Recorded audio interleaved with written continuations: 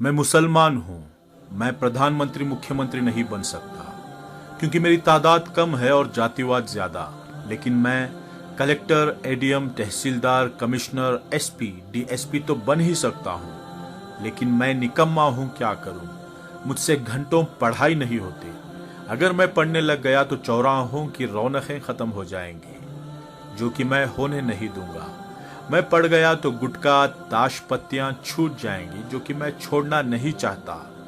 मैं पढ़ गया तो मोहल्ले की रौनक कम हो जाएगी। दिन भर आवारागर्दी इन्हीं मोहल्ले में ही तो करता हूं मैं। हाँ, काम नहीं है मेरे पास, लेकिन क्या फर्क पड़ता है? अल्लाह के फजल से 2 वक्त की रोटी तो मिल ही जाती है। हाँ, मैं मुसलमान हूँ और पैदा होते ही एक सील ठप्पा लग गया था मेरी तशरीफ पर कि मैं पंचर की दुकान खोलूंगा या हाथों में टूल्स पकड़कर कोई गैरेज खोलूंगा, या बहुत ज्यादा हुआ तो दूसरों की गाड़ियां चलाऊंगा। हाँ, मैं मुसलमान हूँ। अपने भाइयों की टांग खींचना मेरा सबसे बड़ा काम है। आखिर मैं क्यों नहीं पढ़ा या मैं क्यों नहीं पढ़ पाया? ये सवाल हो सकता है, लेकिन मैं अनपढ़ हूँ, इसमें शक नहीं। हाँ, मैं मुसलमान हूँ और हिंदुस्तान में 30 करोड़ हूँ, लेकिन मैं ज्यादातर अनपढ़, गरीब, गंदी बस्तियों में ही हूँ।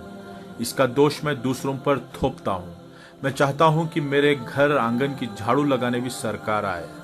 मैं मुसलमान हूँ। मैं 15 फीट की रोड को 8 फीट की करने में भी माहिर हूँ। फिर उस 8 फीट की रोड पर रिक्शा खड़ी करना भी मेरा अधिकार है। हाँ, मैं मुसलमान हूँ जिसका धर्म, पाकी, आदा, ईमान, तालीम अहम बुनियाद है, मानने वाला है, लेकिन मैं इस पर कभी अमल नहीं करता। मैं हमेशा सऊदी अरब, दुबई जैसे देशों की दुहाई देकर अपनी बड़ाइयां करता हूं, लेकिन मैंने हिंदुस्तान में खुद पर कभी कोई सुधार नहीं किया, ना मैं सुधरना चाहता हूं। हाँ, मैं मुसलमान हूं। मैं अनपढ़ हूं क्योंकि माँ बाप ने बचपन से गैरेज पर नौकरी में लगाया, और मैं गरीब घर से हूं। बेहतर तालीम देने के लिए माँ बाप के पास पैसे नहीं थे, और मेरी कौम तालीम से ज्यादा लंगरों पर तवज्जो देती है। वो खिलाने पिलाने को ही सवाब समझती है। मैं मुसलमान हूँ। मैं खूब गालियाँ देता हूँ। मैं रिक्शा चलाता हूँ, दूध बेचता हूँ, वेल्डिंग करता हूँ। मैं गैरेज पर गाड़ियाँ सुधारता हूँ। मैं चौराहे पर बैठकर सिगरेट पीता हूँ, गांजा पीता हूँ, ताश पत्ते खेलता हूँ, क्योंकि मैं अनपढ़ हूँ। और मैं अनपढ़ सिर्फ 2 वजह से हूँ। एक, माँ बाप की लापरवाही। दूसरा, कौम के जिम्मेदारों की लापरवाही। माँ बाप मजबूर थे, लेकिन मेरी कौम मजबूर ना थी और ना है। मैंने आंखों से देखा है लाखों रुपये शादियों पर खर्च करते हुए।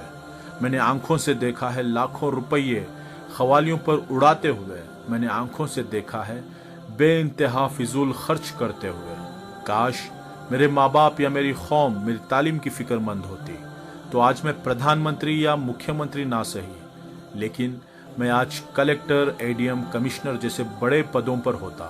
बिना वोट पाए भी लाल बत्ती में होता, या कम से कम मैं डॉक्टर, इंजीनियर, आर्किटेक्चर या जर्नलिस्ट या एक अच्छा बिजनेसमैन तो होता ही।